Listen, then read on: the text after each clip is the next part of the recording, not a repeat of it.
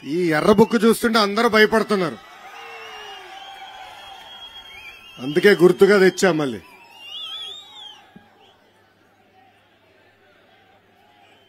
వేదికమైన ఉన్న పెద్దలందరికీ పేరు పేరున నా హృదయపూర్వక నమస్కారాలు. ఈరోజు ఈ శంఖారావం కార్యక్రమానికి విచ్చేసిన నా కుటుంబ సభ్యులతో సమానమైన తెలుగుదేశం పార్టీ కార్యకర్తలందరికీ పేరు పేరున నా హృదయపూర్వక ధన్యవాదములు. ఉత్తరాంధ్ర అమ్మ లాంటిది. అమ్మ ప్రేమకి కండిషన్స్ ఉండవు. అదేవిధంగా ఉత్తరాంధ్ర ప్రజల ప్రేమకు కూడా కండిషన్స్ ఉండవు. అసలు ఉత్తరాంధ్ర అంటేనే ఒక తెలుగుదేశం పార్టీ కంచుకోట.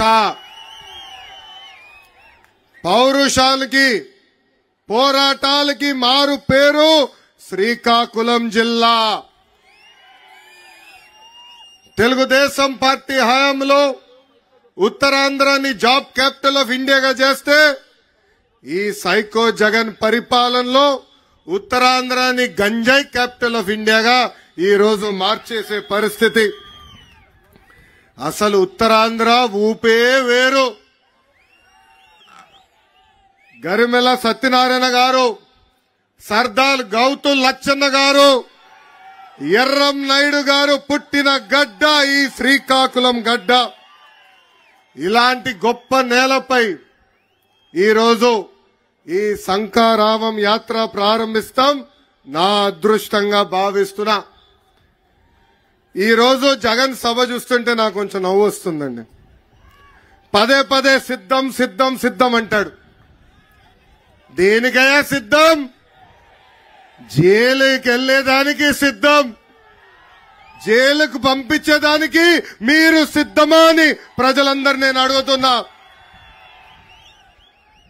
బీసీ బిడ్డ అమర్నాథ్ గౌడ్ లాంటి అనేక మంది చంపేదానికి మీరు సిద్ధమా అని ఈ జగన్ నేను ప్రశ్నిస్తున్నా. ఒక దళిత గలం డాక్టర్ సుధాకర్ లాంటి అనేక దళితులు చంపేదానికి మీరు సిద్ధమా అని ఈ సభాముఖంగా ప్రశ్నిస్తున్నా. మైనారిటీ బాలిక మిస్బాని ఎలా చంపారో అలా మైనారిటీని చంపేదానికి మీరు సిద్ధమా అని ఈ సభాముఖంగా సైకో జగన్ నేను ప్రశ్నిస్తున్నా. కింద నుంచి తమ్ముడు కూడా అంటున్నాడు, సొంత బాబాయిని లేపేశాడు, ఇంకా ఎంతమంది కుటుంబ సభ్యులను లేపేసేదానికి సిద్ధమా అని ఈ జగన్ నేను సూటిగా ప్రశ్నిస్తున్నా. లేదంటే రాష్ట్రాన్ని సర్వనాశనం చేసేదానికి సిద్ధమా అని ఈ సభాముఖంగా జగన్ నేను ప్రశ్నిస్తున్నా. ఈ మధ్యన 3 ఘటనలు జరిగినాయి. అది ఇచ్చాపురం ప్రజల దృష్టికి తీసుకురావాలనుకుంటున్నా. మొదటిది, వైకాపా నాయకులు చేస్తున్న భూ కబ్జాలకి సహకరించలేదని విశాఖపట్నం తహసీల్దార్ రామయ్యని అతి కిరాతకంగా వైకాపా నాయకులు కొట్టి చంపేశారు. బాపట్ల జిల్లాలో రైతు భరోసా కేంద్రాల్లో పనిచేస్తున్న అగ్రికల్చర్ అసిస్టెంట్ పూజిత ఆత్మహత్య చేసుకుంది. ఆ చెల్లమ్మ ఎందుకు ఆత్మహత్య చేసుకుందో తెలుసా? వైకాపా నాయకులు ఆర్బీకే కేంద్రానికి వచ్చి ఎరువులు దొంగతనం చేశారు. ఆ డబ్బులు ఆ చెల్లెమ్మ చెల్లించాలని వేధిస్తే పాపం ఆ చెల్లెమ్మ ఆత్మహత్య చేసుకుంది. ఇంకా అంతేకాదు, విజయనగరం జిల్లాలో పంచాయతీరాజ్ డిపార్ట్మెంట్ లో పనిచేస్తున్న ఒక జేఈ రామకృష్ణ ఏకంగా ఆ ఫ్యాన్ కే ఉరేసుకుని చనిపోయాడు, ఆత్మహత్య చేసుకున్నాడు. ఆ రామకృష్ణ గారు చేసిన తప్పేంటో తెలుసా? ప్రజలకు అండగా నిలబడతాం. వైకాపా నాయకులు అక్కడ ఉన్న సిమెంట్ ఇనుప దొంగతనం చేసుకుని వెళ్తే వాళ్ళ పైన అడ్డంగా తిరిగినందుకు ఆయన వేధించి ఆత్మహత్య చేసుకునే పరిస్థితి తీసుకొచ్చింది ఈ ప్రభుత్వం. జగన్ ఈ మధ్యన కొత్త నాటకం మొదలు పెట్టాడు. ఆ నాటకమే డిఎస్సి. 4 సంవత్సరాలు 10 నెలలు ఒక్క డిఎస్సి ఇవ్వలా. డిఎస్సి అన్న పదం ఆయన నోరు నుంచి రాలా. అందుకే మోసానికి, దగాకి, కుట్రకి ప్యాంటు షర్ట్ వేస్తే అచ్చు జగన్ లాగా ఉంటుంది. ఎన్నికల ముందల ఏం చెప్పాడు ఈ జగన్? 23,000 డిఎస్సి పోస్టులు ఇస్తామని ఆనాడు హామీ ఇచ్చాడు. అధికారంలోకి వచ్చిన తర్వాత కేవలం 18,000 పోస్టులు ఉన్నాయన్నాడు. దాని తర్వాత 117 జియో తీసుకొచ్చి ఏకంగా స్కూల్ రేషనలైజేషన్ పేరుతో టీచర్ పోస్టులు తగ్గించిన వ్యక్తి ఈ జగన్. ఇప్పుడు కరెక్ట్ గా ఎన్నికలు వస్తున్నాయి, యువతలో యువగలం మొదలైంది. అందుకే ఇప్పుడు నామమాత్రంగా 6,000 పోస్టులు ఇస్తానని ముందలగెళ్తున్నాడు. ప్రజలందరూ ఆలోచించాలా. అన్న విశ్వవిఖ్యాత నట సార్వభౌమ స్వర్గీయ నందమూరి తారక రామారావు గారు కానివ్వండి, చంద్రబాబు నాయుడు గారు కానివ్వండి, ఇద్దరు కలిసి 170,000 టీచర్ పోస్టులు భర్తీ చేశారు. ఈ సభాముఖంగా నిరుద్యోగ యువకులకు హామీ ఇస్తున్నా, వచ్చేది మన ప్రభుత్వమే. ప్రతి సంవత్సరం డిఎస్సి మేము ఏర్పాటు చేస్తాం.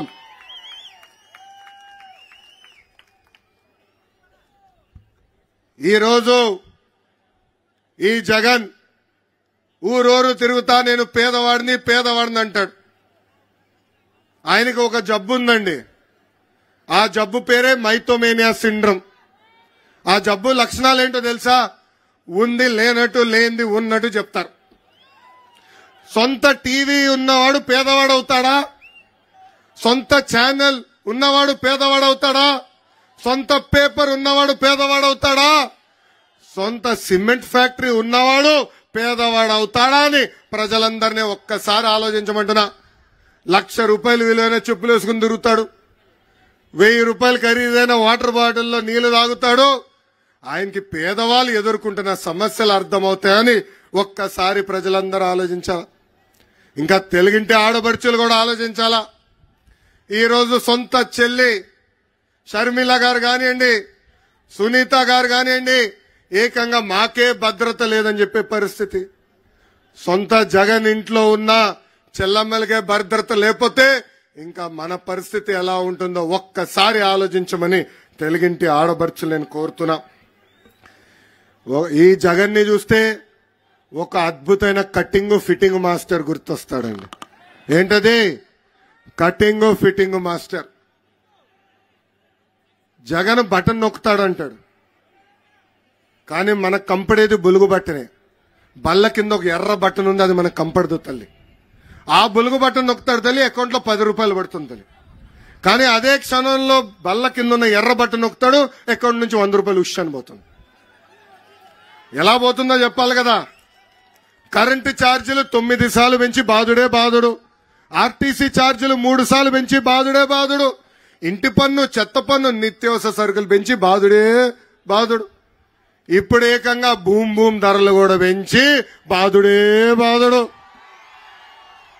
ఇంకా కటింగ్ మాస్టర్ అన్నాను కదా, అన్న క్యాంటీన్ కట్, పెళ్లి కానుక కట్, పండగ కానుక కట్, చంద్రన్న బీమా cut, best available school cut, 6 లక్షల వృద్ధులకి పెన్షన్ కట్, డ్రిప్ ఇరిగేషన్ కూడా కట్. ఇట్లా భారతదేశ చరిత్రలోనే 100 సంక్షేమ కార్యక్రమాలు కట్ చేసిన ఏకైక ముఖ్యమంత్రి ఈ జగన్. మీరు పడుతున్న కష్టాలు చూశాం. అందుకే చంద్రబాబు నాయుడు గారు, పవన్ కళ్యాణ్ గారు కలిసి బాబు సూపర్ 6 ప్రకటించడం జరిగింది. మన ప్రభుత్వం రాబోతుంది. మన అధికారంలోకి వచ్చిన వెంటనే యువతకి 20 లక్షల ఉద్యోగాలు కల్పిస్తాం. ఉద్యోగాలు వచ్చే వరకు నిరుద్యోగ యువకులకి ప్రతి నెల 3,000 రూపాయలు నిరుద్యోగ భృతి కూడా మన ప్రభుత్వం కల్పించబోతుంది.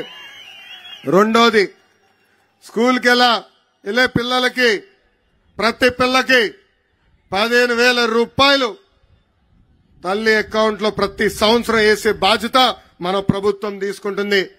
ప్రతి రైతుకి అండగా నిలబడడానికి 20,000 రూపాయలు రైతులు కూడా మన ప్రభుత్వం ఇస్తుంది.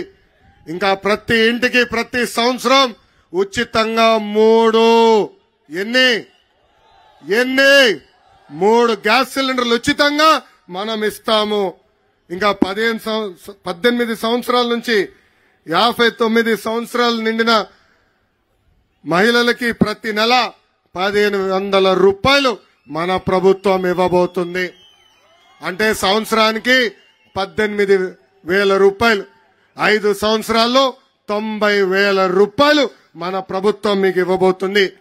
ఇంకా మహిళలు ఆర్టీసీ బస్సులో ఉచితంగా ప్రయాణించే హక్కు కూడా మన ప్రభుత్వం కల్పించబోతుందని ఈ సభాముఖంగా తెలుపుతున్నాం.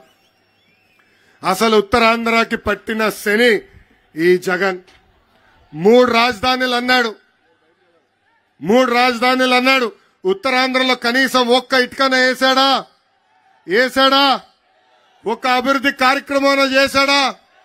విశాఖపట్నంలో ప్రజాధనాన్ని లూటీ చేసి 500 కోట్ల రూపాయలతో ఒక ప్యాలెస్ కట్టుకున్నాడు తప్ప ఉత్తరాంధ్రకు చేసింది ఏమీ లేదు.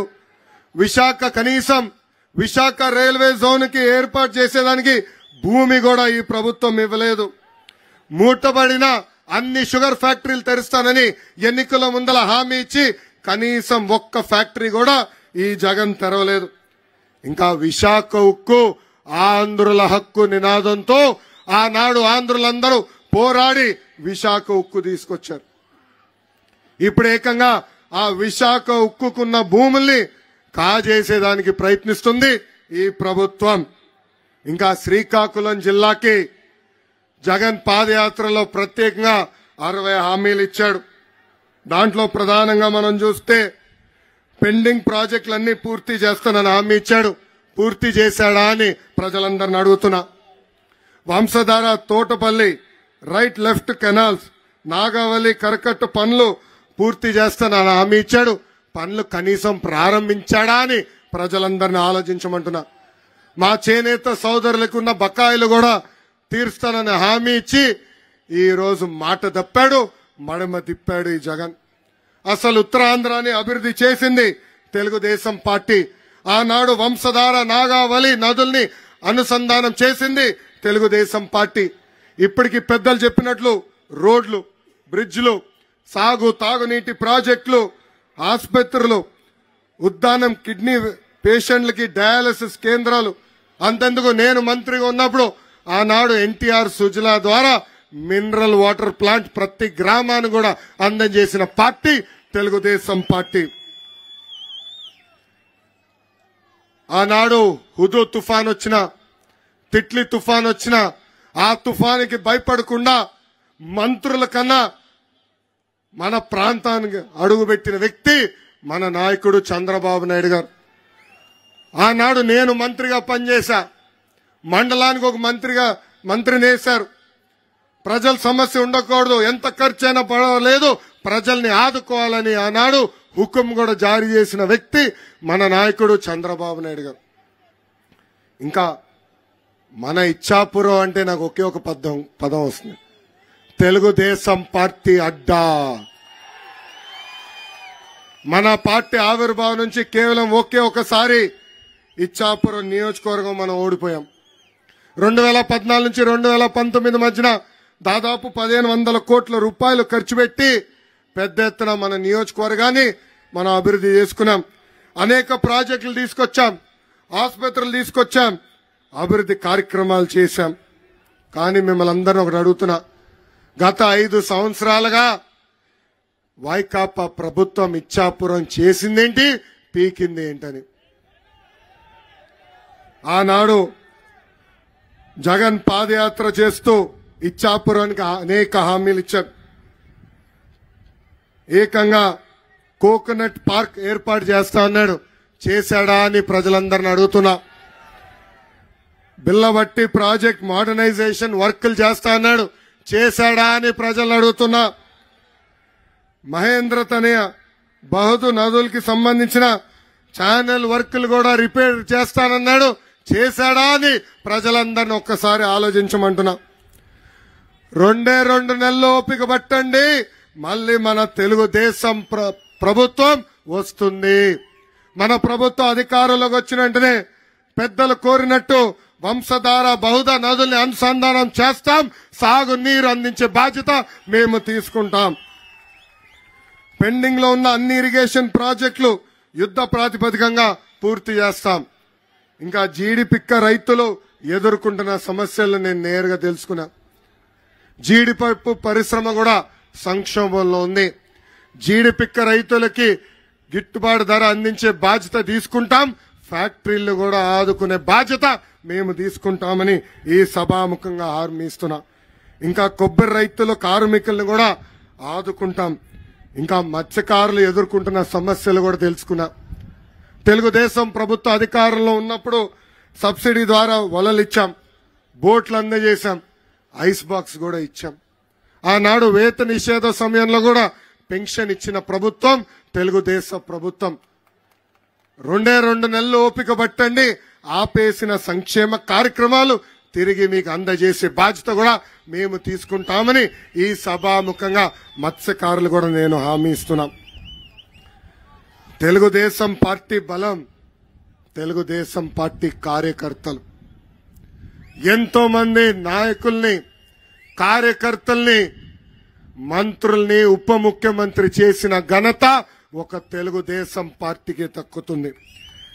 అన్న ఎన్టీఆర్ ఏ ముహూర్తంలో తెలుగుదేశం పార్టీ ప్రారంభించారో నాకు తెలియదు కానీ ఆ పసుపు జెండా చూస్తేనే మనకు ఒక నూతన ఉత్సాహం. దేశంలోనే కార్యకర్తల పార్టీ అంటే ప్రజలకు గుర్తొచ్చే మొదటి పార్టీ తెలుగుదేశం పార్టీ. మీ రుణం తీర్చుకునే దానికి 2014లో ఏ పార్టీ చేయని విధంగా కార్యకర్తల కోసం కార్యకర్తల సంక్షేమ విభాగం ఏర్పాటు చేశాం. భారతదేశ చరిత్రలోనే తెలుగుదేశం పార్టీ మొదటి పార్టీ. కార్యకర్తలకు ఆనాడు ఇన్సూరెన్స్ ప్రోగ్రాం ఇచ్చి ప్రమాదంలో ఎవరైనా చనిపోతే వాళ్ళకి 2 లక్షల బీమా అందజేశాం. ఇప్పటికీ దాదాపు 100 కోట్ల రూపాయలు తెలుగుదేశం పార్టీ కార్యకర్తల కుటుంబానికి అందిస్తాం జరిగింది. అంతేకాదు కార్యకర్తలు చనిపోతే ఆ పిల్లల్ని కూడా వాళ్ళ పిల్లల్ని కూడా చదివించిన పార్టీ తెలుగుదేశం పార్టీ. గత 4 సంవత్సరాలు 10 నెలలుగా మన పైన అనేక కేసులు పెట్టారు, అన్ని రకాలుగా వేధించారు. నా పైన కూడా 22 కేసులు పెట్టారు. అటెంప్ట్ టు మర్డర్ కేసు పెట్టారు, ఎస్సీ ఎస్టీ కేసు పెట్టారు. కానీ ప్రభుత్వాన్ని ఒకటే చెప్పా, నేను తగ్గేదే లేదు. మన నాయకుడు చంద్రబాబు నాయుడు గారి పైన దొంగ కేసు పెట్టి 53 రోజులు జైల్లో పెడితే బాబు గారు బయటికి వచ్చి ఒకటే చెప్పారు, నువ్వేం చేస్తావో చేసుకో, అసలు భయం మా బయటలోనే లేదు. నేను ఇక్కడున్న కార్యకర్తలు ఒకటే చెప్తున్నా, ఏ అధికారులైతే చట్టాన్ని ఉల్లంఘించి మన ఇబ్బంది పెట్టారో, ఏ వైకాపా కార్యకర్తలైతే చట్టాన్ని ఉల్లంఘించి మన ఇబ్బంది పెట్టారో వాళ్ళందరి పేర్లు ఎర్ర బుక్ లో నేను రాసుకున్నాను. వాళ్ళు రేపు వేరేళ్ళ దగ్గరికి వెళ్లి రికమెండేషన్ ద్వారా వచ్చి పోస్టింగ్ ట్రై చేస్తే ముందల ఈ పుస్తకం తెరిచి వాళ్ళ పేరు ఉందా లేదా నేను చూస్తా. అంతేకాదు మనం అధికారంలోకి వచ్చిన వెంటనే జ్యుడిషియల్ ఎంక్వైరీ చేస్తాం. ఏ అధికారులు అయితే చట్టాన్ని ఉల్లంఘించి పసుపు సైన్యాన్ని ఇబ్బంది పెట్టారో వాళ్ళని సర్వీస్ నుంచి డిస్మిస్ చేపించి జైలుకు కూడా పంపించే బాధ్యత నేను తీసుకుంటాను. ఎస్, అన్న ఎన్టీఆర్ మన దేవుడు, చంద్రబాబు నాయుడు గారు మన రాముడు. కానీ వైకాపా నాయకులకి ఈ లోకేష్ మూర్ఖుడు. వడ్డీతో సహా ప్రతిదీ చెల్లిస్తానని ఈ సభాముఖంగా కార్యకర్తలకి నేను హామీ ఇస్తున్నా. ఈరోజు ఈ శంకరామం కార్యక్రమం ద్వారా మనం మళ్ళీ ప్రతి గడప తొక్కాలి. బాబు సూపర్ 6 కార్యక్రమం ఏదైతే హామీలు ఇచ్చామో ఆ హామీలన్నీ ప్రతి ఇంటికి తీసుకెళ్లాల్సిన బాధ్యత మనందరి పైన ఉంది. బాధుడు కానివ్వండి, ఇదే మీ కర్మ మన రాష్ట్రం కార్యక్రమం కానివ్వండి, బాబు షూరిటీ భవిష్యత్ గ్యారెంటీ కానివ్వండి, ఇప్పుడు బాబు సూపర్ 6 కార్యక్రమం ఎవరు బాగా చేశారో నాకు డైరెక్ట్ గా నా కంప్యూటర్లోనే ఉంటుంది.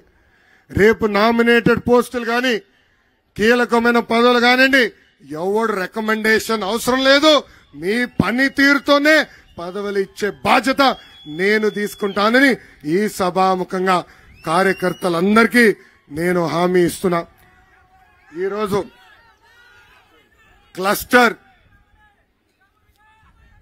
క్లస్టర్ యూనిట్ బూత్ అధ్యక్షులు అందరికీ కిట్ ఇస్తున్నాం. ఈ కిట్ లో ప్రధానంగా 3 ఉంటాయి. ఒకటి ఈ క్యాలెండర్లు ఉంటాయి. ఈ క్యాలెండర్లో ఉమ్మడి మేనిఫెస్టో పవన్ కళ్యాణ్ గారు బాబు గారు కూర్చుని ఇచ్చిన హామీలు దీంట్లో ఉన్నాయి. ఇది ప్రతి ఇంటికి చేర్చాల్సిన బాధ్యత ఇక్కడ ఉన్న క్లస్టర్ యూనిట్ బూత్ అదేవిధంగా కేఎస్ఎస్ పైన ఉంది. ఈ క్యాలెండర్ ప్రతి ఇంటికి తీసుకెళ్లాల్సిన బాధ్యత మీ పైన ఉంది. ఒక్కొక్క బాక్స్ లో అంటే కట్టేసాం 25 క్యాలెండర్లు ఉంటాయి. ఇట్లా ప్రతి బూత్ కిట్ లో 10 ఇస్తాం. సో ప్రతి గడపకి మనం అనుకున్న బాబు సూపర్ 6 తీసుకెళ్లాల్సిన బాధ్యత మీ పైన ఉంది. ఇంతేకాకుండా కిట్ లో నేను వేసుకున్నట్టు సైకిల్ కూడా ఇస్తున్నాం. మీరు మీ చొక్కపైన సైకిల్ వేసుకుని ప్రతి గడపకి వెళ్లాలని ఈ సభాముఖం కోరుతున్నాను. ఇంకా మీరు కూడా మర్చిపోకుండా బాబు సూపర్ 6 హామీలని కూడా ఒక చిన్న నోట్గా ఇస్తున్నాం. అది కూడా మీరు జోబులో పెట్టుకుని ప్రతి గడప దొక్కాలి. ఈ కిట్ లో క్యాప్ కూడా మన పసుపు క్యాప్ కూడా ప్రతి కార్యకర్తకి ఇస్తున్నాము. సో ఈ కార్యక్రమం ఇంక ఎన్నికల ముందల చివరి కార్యక్రమం. ఇది చాలా కీలకమైన కార్యక్రమం. అందుకే ఈ కిట్టు మీరు ఇంటికి తీసుకెళ్లి బాబు సూపర్ 6 ప్రతి గడపకి తీసుకెళ్లాలని ఈ సభాముఖంగా నేను మిమ్మల్ని అందరినీ కోరుతున్నా. ఈ రోజు రాష్ట్ర పరిస్థితులు ఎలా ఉన్నాయో మీ అందరు చూస్తున్నారు. ఆనాడు చంద్రబాబు నాయుడు గారిని అరెస్ట్ చేస్తే రాష్ట్రానికి వచ్చేదానికి ప్రయత్నించిన పవన్ కళ్యాణ్ గారిని కూడా ఏకంగా బార్డర్లో ఆపే పరిస్థితి. ప్రత్యేక విమానంలో రావాలంటే విమానం కూడా పర్మిషన్ ఇవ్వని పరిస్థితి. ఆ రోజు మన కష్టకాలాల్లో ఉంటే నాకు అన్నగా నిలబడిన వ్యక్తి పవన్ కళ్యాణ్ గారు. ఆనాడు బాబు గారిని చూసిన వెంటనే లేదు కలిసికట్టుగా పోరాడదాం, ఒకే ఒక లక్ష్యంతో ఈ ప్రభుత్వాన్ని దించే లక్ష్యంతో కలిసికట్టుగా పోరాడదామని ఆనాడు ముందుకొచ్చిన వ్యక్తి పవన్ అన్న. పెద్దలన్నట్టు ఈ వైకాపాలో పేటీఎం బ్యాచ్ ఉందండి. 5 రూపాయలు వాళ్ళకి కొడితే పోస్ట్ పెడతారు. కావాలని మన మధ్యలో చిచ్చు పెట్టడానికి ప్రయత్నిస్తున్నారు. మీరు ఎవరు అధైర్యపడదు, జాగ్రత్తగా ఉండండి. ఆ దొంగ పోస్టులు ఎవరైనా పెడితే మీరు ఎట్టి పరిస్థితుల్లో దానిపైన స్పందించద్దండి. 2 పార్టీలు ఒకటే లక్ష్యం, ఒకే ఒక లక్ష్యంతో పనిచేస్తున్నాం. అది బాయ్ బాయ్ జగన్ లక్ష్యం. ఆంధ్ర రాష్ట్రానికి క్యాన్సర్ లాగా తినేస్తున్న జగన్ ప్రభుత్వాన్ని తరిమి తరిమి కొట్టే లక్ష్యం. అందుకే కలిసికట్టుగా పనిచేద్దాం. ఆ సైకో జగన్ని శాశ్వతంగా తాడేపల్లి కొంపలో పెట్టి లాకేసే బాధ్యత తీసుకుందామని ఈ సభాముఖంగా కోరుకుంటూ, పెద్దలన్నట్టు సైకో పోవాలి, ఇంపడట్లా సైకో పోవాలి.